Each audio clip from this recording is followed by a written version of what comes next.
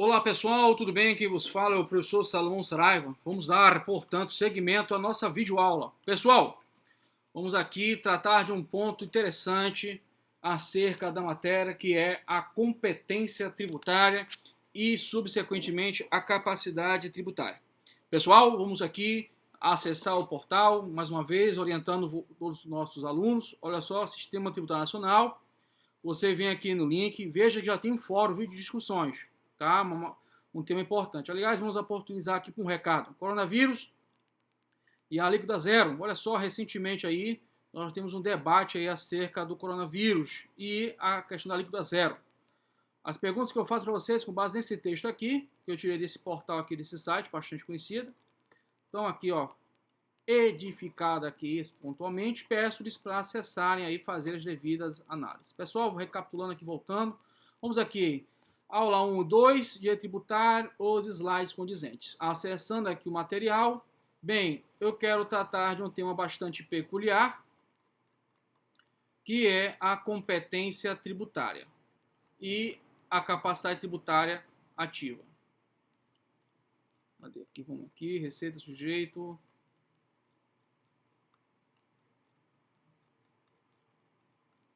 Vamos aqui, ótimo, na tela.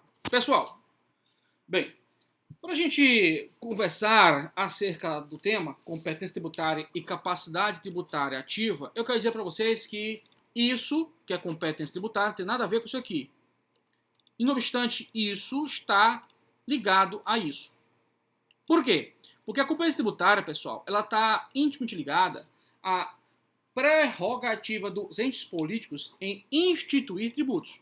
Então vejam, a União institui seus tributos, os estados, os municípios instituem seus tributos, o Distrito Federal institui seus tributos.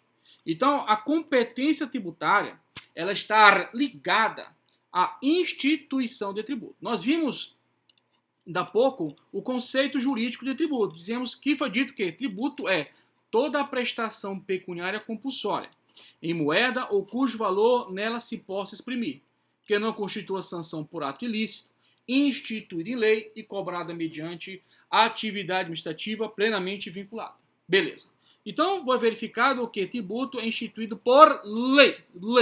Então, lei, pessoal, é, portanto, o veículo, né, o diploma que vai viabilizar a instituição de tributo. Então, o tributo não é instituído por decreto, nem por portaria. O tributo é instituído por lei. Agora, veja. A competência tributária, ela é, na realidade, uma resultante de um fenômeno pretérito, que é o poder de tributar. Mas, para isso, a gente tem que fazer aqui uma conversa aqui rápida. Olha só.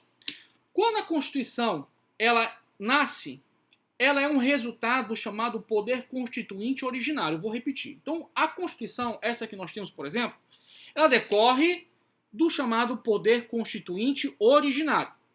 Esse poder constituinte originário, pessoal, ele vai viabilizar o nascedouro de todas as prerrogativas, todos os direitos consagrados aos cidadãos. Lembrando que o povo brasileiro é elemento do Estado. O Estado é formado por quais elementos? Povo, território, governo soberano. Então, o povo, né, através de seus representantes, que são os constituintes, edificaram a Carta Magna, que é a Constituição. E a Constituição, pessoal, diante do fenômeno do Pacto Federativo, aqui no material eu tenho inclusive um gráfico falando um pouco do Pacto Federativo, gostaria que vocês consultassem. Lá no Pacto Federativo, pessoal, nós temos pontualmente referências de que cada unidade federativa vai instituir o seu tributo. Cada unidade federativa vai instituir seu tributo. E isso significa dizer que não compete uma unidade federativa usurpar da outra instituindo tributo. Então, por exemplo, o Maranhão institui o seu IPVA, né?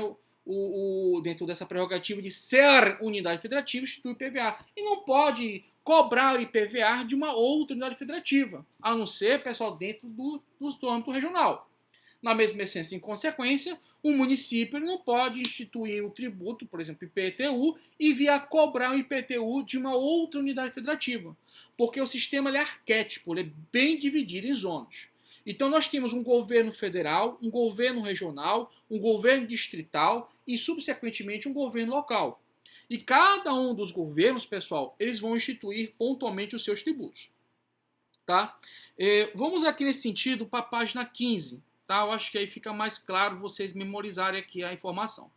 Então veja, dentro do Pacto Federativo, a União, ela é a Unidade Federativa Central. Eu gosto até de chamar de UFC, para ver se memoriza.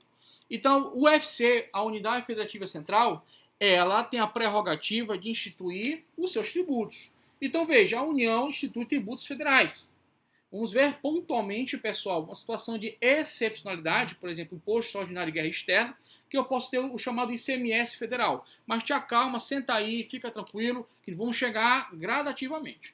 O que eu quero que vocês memorizem, olha só, com base nesse desenho aqui que eu tive a graça de fazer, achei até legal. Olha só, beleza aqui, olha só, a União é a Unidade Federativa Central. Então as questões de ordem nacional são dirigidas aonde, gente? Na União. Só que no que tange a competência tributária, ou seja, a prerrogativa da União instituir os seus tributos federais, ela não pode invadir instituindo tributos estaduais. Agora veja, lá no artigo 147, me permita aqui a consultar rapidamente, vamos acessar aqui a Constituição, artigo 18, 59, artigo 145, 146, 147. Ótimo, tá aqui. Pessoal, lá no artigo 147 da tua Constituição, ela vai falar da chamada competência cumulativa múltipla. E ele vai estar dizendo o seguinte, olha só, a União, ela pode instituir dentro do seu território federal, o que, pessoal? Olha só, vamos lá. Compete à União em território federal os impostos estaduais. E se o território federal não for dividido em municípios, cumulativamente os impostos municipais. Veja que ela fala de impostos. Agora veja, isso é chamado de competência cumulativa múltipla. Nós vamos estudar no próximo encontro cada uma dessas competências tributárias. Então veja, qual é a dica de hoje? A dica é o seguinte, quando você estuda a competência tributária, você está estudando, pessoal, um resultado prático lá do Poder Constituinte originário, em que a Assembleia Nacional Constituinte determinou que os tributos que cada unidade federativa, né, inclusive o DF, vai instituir. Então, isso aqui é um sistema de repartição de competências tributárias. Cada unidade federativa ela vai instituir o quê? O seu tributo. Não pode o Estado vir aí ter instituindo tributo federal e assim vice-versa. Então, a unidade federativa central é quem? A União. E as periféricas, estados, DF e municípios. Beleza? Cada uma instituindo o seu tributo. Tudo bem? Agora, pessoal, veja. O fato de instituir tributo não significa dizer necessariamente que vai operar de forma sinônima o tema capacidade tributária. Capacidade tributária, pessoal, não tem nada a ver com competência tributária. Mas o aluno vai assim, professor, mas eu não entendo. Porque olha só, quando eu leio o CTN, me parece que são a mesma coisa. Mas não é, amigão. Não é. E nesse contexto vamos te provar isso. Porque o que a gente fala, a gente prova. Vamos lá. Está aqui já no slide o artigo 7º do CTN. O que é que diz o artigo 7º do CTN? Olha só. A competência tributária ela é indelegável. Ou seja, não se delega. Agora veja, pessoal. O que se delega, na realidade, é isso aqui, ó, que é chamado de capacidade tributária ativa. Veja, olha a vírgula aqui, ó. Então veja, a competência tributária ela é indelegável, mas a capacidade tributária ativa ela é delegável. E o que abrange essa capacidade tributária ativa? Olha só, abrange atribuições. E essas atribuições, pessoal, bem como vai desaguar todo o imperativo de regras, são baseadas dentro do direito administrativo. É baseado no chamado regime jurídico administrativo. Aqui em cima, pessoal, eu fiz um slide para a gente poder entender um pouco essa referência. Olha só aqui no desenho. Vamos aqui para a página 17. No slide tem o seguinte, olha só. Relações jurídicas verticalizadas. Está vendo aqui? Essas relações jurídicas verticalizadas, ela tem como tônica a supremacia do interesse público sobre o interesse particular, porque está acima da relação jurídica horizontalizada, e a indisponibilidade do interesse público. Então, pessoal, no que tange a capacidade tributária ativa, que não é a competência tributária, eu tenho que observar o que, gente? O regime jurídico administrativo. Eu não tenho que observar, pessoal, a priori, na sua conjectura plena, regras de direito tributário. Ali não estou trabalhando com direito material tributário, estou trabalhando com direito material no âmbito do direito administrativo. Então, a temática capacidade tributária ativa é uma temática do direito administrativo que a gente estuda no direito tributário. O aluno já me perguntou isso uma vez, inclusive, mais de 100 e pouco aluno, o cara levantou a mão, e aí, professor, mas por que nós estudamos o poder de polícia no CTN? Cara, se você parar para pensar, você vai ver comigo mais à frente, o poder de polícia administrativa, pessoal, é essencial, por exemplo, digo só como exemplo, para você entender a taxa de polícia administrativa. Tá? O artigo 78, por sinal, ele fala realmente do poder de polícia, que é um célebre dispositivo para toda a compreensão do regime jurídico administrativo. Mas veja, a importância do poder de polícia, sua conceituação, ali realmente nós temos ali um conceito, ali a importância dessa sua previsão tipificada do CTN, dentre outros aspectos, é importante para a taxa de coleta de lixo, por exemplo. Ou para a taxa de polícia administrativa. Mas não se vai impactar na taxa de coleta de lixo. Na taxa de coleta de lixo, faz um serviço público uti singuli. Então, para a taxa de polícia é essencial, porque eu tenho que ter um serviço ou uma atividade por parte da polícia administrativa de forma efetiva. Eu tenho que ter, portanto, uma fiscalização aduaneira para verificar pontualmente se aquela mercadoria ela é ou não contrabandeada. Então, há um custo. Aliás, pessoal, o Estado ele tem que ser remunerado com sua atividade. Não vai achar, por exemplo, tá, que o processo judicial ele é gratuito. Não, você paga para processar alguém. Você paga para ajuizar um processo. E aí, efetivamente, tem todo um procedimento de recolhimento de custas processuais. Tem um preparo para você recorrer. Então, o Estado ele exerce uma atividade. Tá? E essa atividade, mesmo que seja jurisdicional, ela tem que ser remunerada. Tem que ter uma fonte de receita para poder se sustentar. Bem, pessoal, só peço, vem essa gafe, eu estou falando da taxa de polícia, tá? Não a taxa de serviço, tá? Essa gravação aqui ela é online, virtual, tá? Então está sem edições. Bem, dando seguimento aqui à nossa trajetória, então recapitulando, a competência tributária ela é indelegável. Eu não delego a competência tributária. Por quê? Porque ela está intimamente relacionada, pessoal, ao Pacto Federativo. Ela está ligada ao Pacto Federativo. E ela tem como pressuposto ontológico inicial a própria conjectura da formação do Estado brasileiro. Indicando qual é a competência para o imposto de renda, qual é a competência para o IPVA, enfim, todo um sistema de distribuição de receita, de cobrança de tributos e efetivamente de receitas públicas. Por exemplo, o IPVA 50% vai para o Estado e 50% para o município, onde a placa está informando o licenciamento. Então, a sistemática ela é sine qua non, ela está intimamente ligada uma com a outra. Agora veja, partindo do pressuposto que encerramos aqui a parte introdutória de competência tributária, nós vamos analisar agora, pessoal, a capacidade tributária, tá ok? Olha só, a capacidade tributária, pessoal, que eu estou falando aqui com vocês, é a ativa, porque a passiva está lá no artigo 126 e nós já estudamos. Eu vou me permitir aqui consultar para vocês e vou ler o inciso 1, para você entender, né, a diferença. A capacidade tributária ativa nós estamos analisando aqui, mas a capacidade tributária passiva já analisamos. E está lá no artigo 126. Olha o que diz o caput e o inciso 1. A capacidade tributária passiva independe da capacidade civil das pessoas naturais. Inclusive, nós estudamos esse instituto com o tema Pecuniary Knowledge. Show de bola? Beleza? Tá. Salomão, entendi, eu tenho certeza que você compreendeu isso. Agora vamos entender um pouco essa capacidade tributária ativa, tá ok? Olha só, meu querido. A competência tributária é indelegável. Show.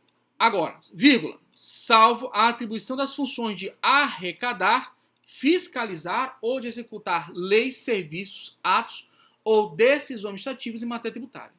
Então, perceba categoricamente, pessoal, que todas essas atribuições são administrativas. E essas atribuições, elas são passíveis de quê, gente? De delegação.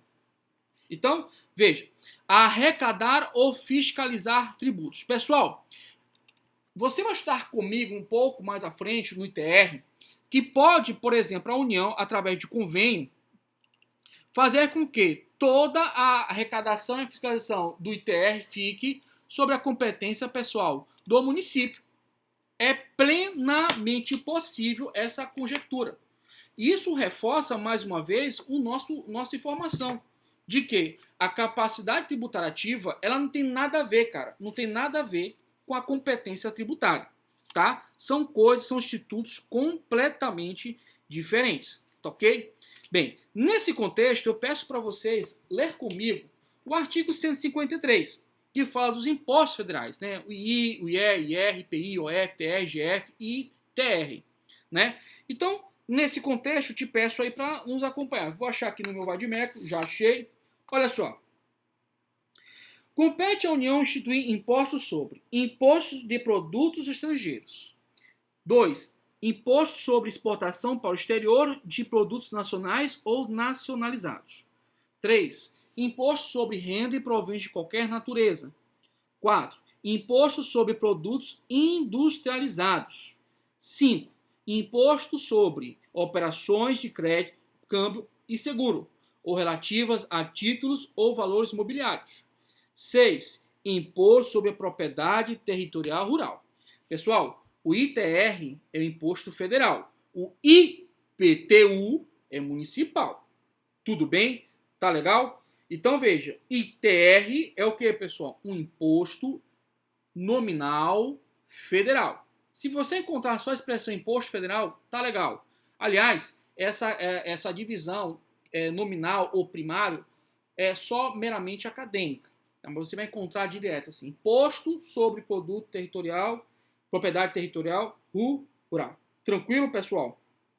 Bem, pessoal, dando aqui seguimento à nossa trajetória, vamos aqui para o parágrafo 4º, tá? O parágrafo 4º aqui do nosso artigo 153. Olha o que diz. O imposto previsto no inciso 6, que é o ITR, será progressivo e terá suas alíquotas fixadas de forma a desestimular a manutenção de propriedades improdutivas. Vou te explicar, fica tranquilo. 2. Não incidirá sobre pequenas glebas rurais definidas em lei quando as explore o proprietário que não possua outro imóvel. E aí vem a nossa fala. 3. Será fiscalizado e cobrado pelos municípios que assim optarem na forma da lei, desde que não implique redução do imposto ou qualquer outra forma de renúncia fiscal. Qual é a vantagem disso, meu querido? A vantagem disso é que o ITR ele fica para o município. Então pode o município com interesse pontual na arrecadação, na arrecadação do ITR ficar também responsável pela cobrança, fiscalização, etc. Então, pessoal, isso facilita para o município uma forma de obter receitas. Tranquilo?